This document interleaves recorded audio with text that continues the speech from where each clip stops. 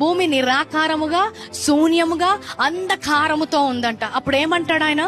వెలుగు కలుగును గాక అంటాడు. ఆయన మాట విడుదల చేయగానే భూమి మొత్తము కూడా వెలుగు వస్తుందంట. ప్రతి చీకటి అక్కడి నుంచి వెళ్ళిపోతుంది.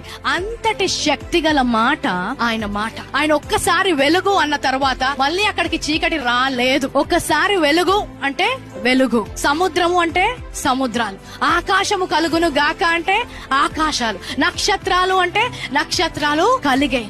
ఇన్ని వేల కోట్ల సంవత్సరాల తరువాత కూడా ఒక్క మాట ద్వారా పలికినబడిన శక్తి చేత ఈ రోజు ఈ భూమి, ఈ సర్వ సమాజము కూడా నిలుచొని ఉందంట.